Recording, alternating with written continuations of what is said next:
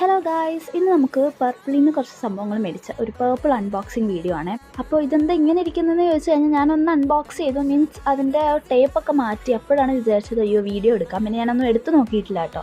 അപ്പോൾ ഫസ്റ്റ് തന്നെ ഞാൻ ഓർഡർ ചെയ്തിട്ടുണ്ടായിരുന്നത്, ഞാനല്ല അമ്മയ്ക്ക് വേണ്ടിയിട്ട് റോസ്മെരി വാട്ടർ ആട്ടോ ഓർഡർ ചെയ്തിട്ടുണ്ടായിരുന്നത്. അപ്പോൾ റോസ്മെരി വാട്ടർ എല്ലാവരും നല്ലത് പറഞ്ഞുകൊണ്ട് ഞങ്ങൾ ഇപ്പോഴാണ് ഓർഡർ ചെയ്തിട്ട് ഒന്ന് ട്രൈ ചെയ്ത് നോക്കാൻ വേണ്ടി പോണത്. ഇത് ആൽപ്സ് ഗുഡ്നെസ്സിൻ്റെ തന്നെ കേട്ടോ.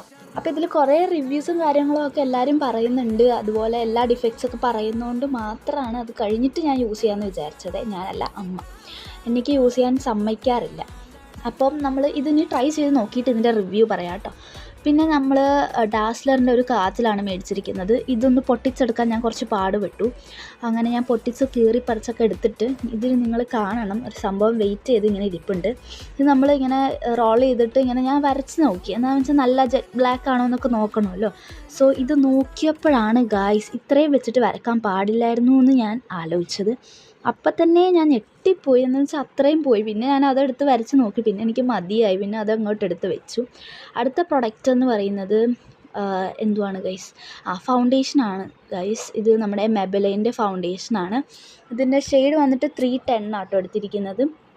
ഏകദേശം ഒരു ലൈറ്റ് ഷെയ്ഡാണ് നോക്കിയെടുത്തത്. നമുക്ക് ലൈറ്റ് ഷെയ്ഡൊക്കെ മതി എന്ന് പറഞ്ഞിട്ടാണ് അമ്മ ഇത് ഓർഡർ ചെയ്യിപ്പിച്ചത്. ഏകദേശം നല്ല ഷെയ്ഡായിരുന്നു. പിന്നെ നല്ല അത്യാവശ്യം കവറേജും ഉണ്ട് കേട്ടോ. ഒരു മീഡിയം ടു ഹൈ കവറേജ് ഉണ്ട്. അപ്പോൾ അതുകൊണ്ട് നല്ല സംഭവമാണിത്. പിന്നെ നമുക്ക് ഫ്രീ ആയിട്ട് ഇത്രയും സംഭവങ്ങൾ മേടിച്ചിട്ട് ഫ്രീ ആയിട്ട് കിട്ടിയത് ഗൈസ് ഇതാണ്.